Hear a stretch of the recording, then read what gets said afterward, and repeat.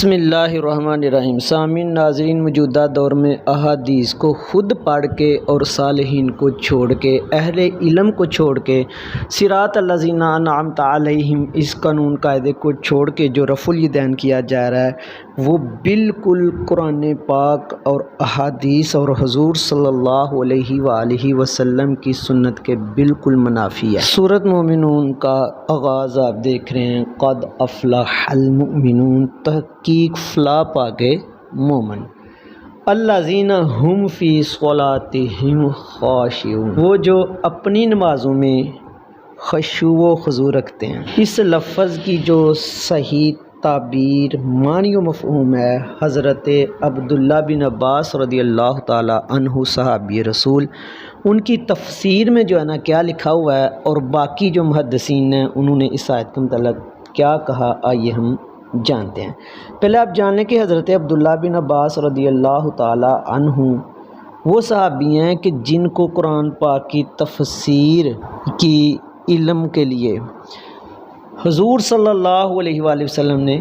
خود دعا کی۔ آپ فرماتے ہیں کہ خاشعون، خشوع و خضوع رکھنے والے وہ لوگ ہوتے ہیں جو نماز میں رفع یدین نہیں کرتے، اسکنوا فیہا، نماز میں وہ کیا کرتے ہیں، سکون کرتے ہیں۔ اور یہ وضاحت جو السنن الکبریٰ میں اس کا باب آپ نکالیں گے نا، ابواب الخشوع فی الصلاۃ، اس میں بھی یہی بات لکھی ہوئی ہے کہ خاشعون وہ لوگ ہیں جو صرف تکبیر تحریمہ میں ہاتھ اٹھاتے ہیں اور پھر وہ نماز میں ہاتھ نہیں اٹھاتے۔ اسی آیت میں خاشعون کا جو معنی و مفہوم کیا گیا ہے، تفسیر سمرقندی کی جلد 2 صفحہ نمبر 408 میں بھی یہی کہا گیا ہے کہ نماز میں خشوع و خضوع رکھنے والے وہ لوگ ہیں جو اپنے ہاتھوں کو نہیں اٹھاتے، یعنی رفع الیدین نہیں کرتے۔ اب اگر کوئی یہ کہے جی فلاں عالم کہتا ہے جی تفسیر میں یہ بات نہیں، تو عالم ریفرنس بھی تو دے نا۔ آج کے اہل علم صرف کیا کر رہے ہیں، جہالت پھیلا رہے ہیں، بلکہ ان کو اہل علم آپ نہ کہیں جو صالحین کے رستے سے ہٹتے ہیں، صراط الذین انعمت علیہم کے رستے سے ہٹتے ہیں، تو ان کو آپ جو ہے نا وہ عالم نہ کہیں بلکہ وہ جہالت پھیلا رہے ہیں۔ اسی آیت میں خاشعون کا جو معنی ہے، یہ آپ دیکھیں کہ اسی قرآن پاک کی آیت میں خاشعون کا جو معنی بتایا گیا ہے، شرح معنی الاثار الطحاوی میں بھی یہی کہا گیا ہے کہ جو نماز میں رفع یدین نہیں کرتے، یعنی ہاتھوں کو بار بار نہیں اٹھاتے۔ اور حدیث کی کسی بھی کتب میں حضور صلی اللہ علیہ وسلم نے فرمایا اور رفع یدین کرو، ڈائریکٹ آپ صلی اللہ علیہ وسلم سے ایک بھی جو ہے نا وہ روایت بالکل نہیں ملتی۔ الذین خاشعون، اسی پہ آپ یہ قرآن پاک جو آیت شروع میں بتائی ہے، یہ حدیث رسول دیکھیں جو بالکل صحیح ہے، ابو داؤد کی، اس کی مکمل میں وضاحت آپ کو بتاتا ہوں، یہ سنیں۔ خاشعون کے معنی و مفہوم پہ یہ بڑی واضح جامع صحیح حدیث ہے۔ آپ یہ عربی متن نیچے سے تیسری لائن کے اینڈ پہ آئیں، لکھا ہوا فی الصلاۃ، یعنی نماز کے متعلق، اور آخری لائن دیکھیں عربی متن کی کہ اسکنوا فی الصلاۃ، یعنی حضور صلی اللہ علیہ وسلم صحابہ کہتے ہیں ہم نماز پڑھے تھے، آپ صلی اللہ علیہ وسلم آئے۔ اس کا اردو میں ترجمہ دیکھیں، رسول اللہ صلی اللہ علیہ وآلہ وسلم ہمارے پاس تشریف لائے اس حال میں کہ لوگ نماز میں اپنے ہاتھ اٹھائے ہوئے تھے، رافعی ایدیکم، ایک ہاتھ نہیں دونوں، یعنی رفع یدین کی کنڈیشن۔ تو آپ صلی اللہ علیہ وسلم نے فرمایا مجھے کیا ہو گیا ہے کہ میں تمہیں اپنے ہاتھ اٹھائے ہوئے دیکھ رہا ہوں، گویا کہ وہ شریر گھوڑوں کی دم ہے، نماز میں سکون سے رہا کرو، یعنی اسکنو، جیسے یعنی کہ پہلے اس آیت کا ترجمہ یہ بالکل یعنی کہ حدیث واضح بتا رہی ہے،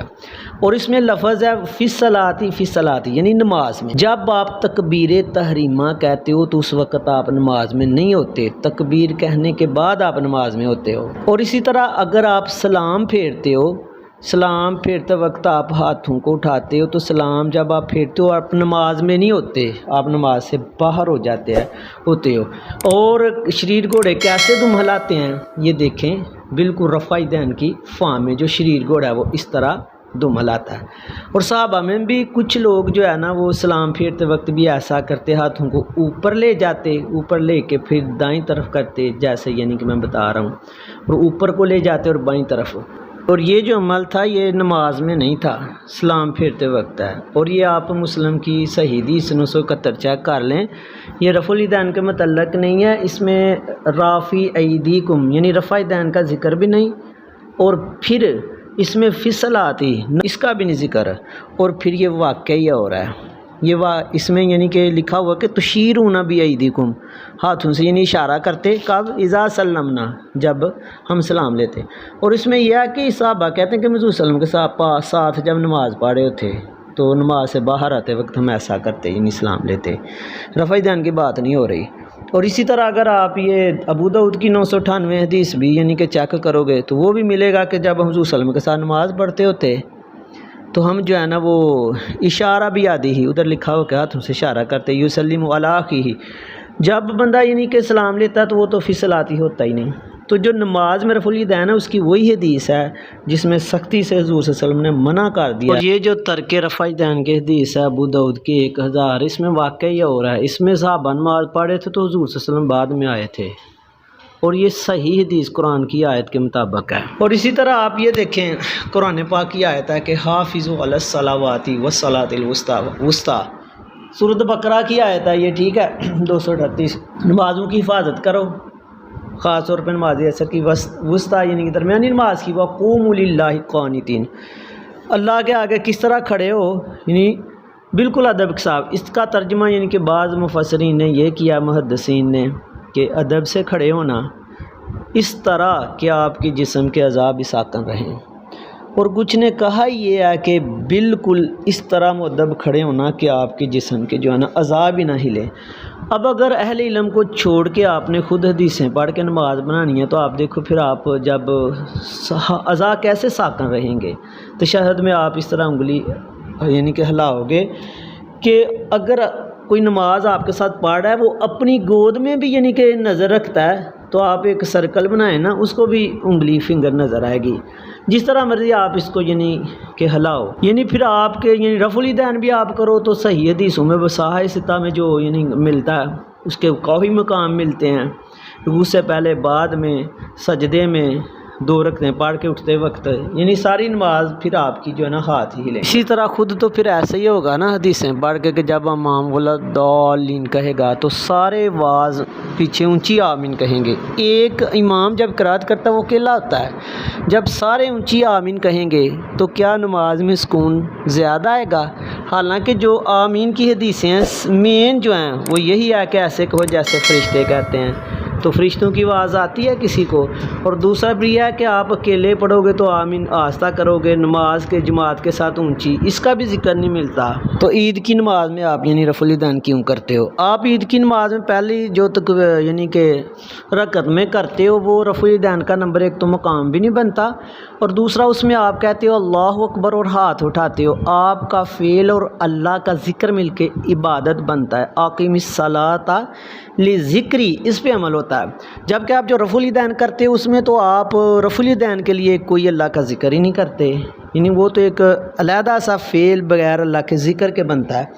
اور اس کے علاوہ یہ بھی آپ دیکھیں نا کہ جو عید کی نماز ہے وہ فرض نماز جو آپ کی روٹین کی نماز ہے اس کے ساتھ آپ اس کو کیسے ملا سکتے ہو؟ علیحدہ سے ہی حکم یعنی کہ ملا ہے، جب اللہ کے ذکر کے ساتھ آپ کوئی فعل ہوتا ہے تو وہ خاشعون الذین هم فی صلاتہم خاشعون کے کیا ہوتا ہے؟ مطابق ہوتا ہے۔ اور آپ وطر کی نماز بھی دیکھ لیں،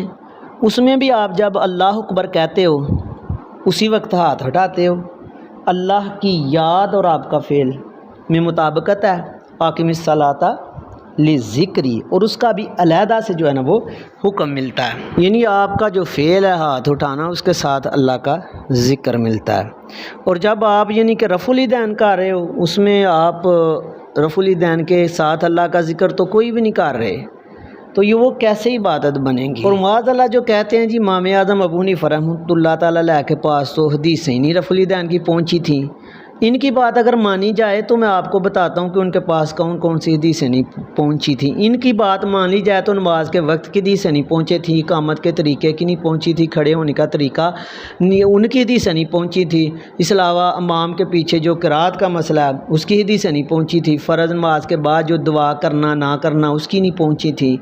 صحیح جو طریقہ ہے یعنی کہ فجر کی نماز قضا کا اس کی حدیثیں نہیں پہنچی تھیں، اور اس کے علاوہ تشہد کی انگلی ہلانے کی حدیثیں نہیں پہنچی تھی، نماز تراویح کی حدیثیں نہیں پہنچی تھی، آمین کی حدیثیں۔ ان کی بات مان لی جائے تو معاذ اللہ امام اعظم ابو حنیفہ رحمۃ اللہ تعالیٰ علیہ عام انسانوں سے بھی نیچے یعنی کہ چلے جاتے ہیں، حالانکہ اسلام کے اولین مدون ہیں۔ ان کے پائے کا نہ کوئی علم میں، نہ کوئی تقویٰ میں، اور نہ ہی کوئی جو ہے نا عمل میں کوئی بندہ ہی نہیں ملتا۔ اور یہ کہتے ہیں جی وہ کب صحابہ کو ملے تھے؟ انہوں نے صحابہ کو ملے،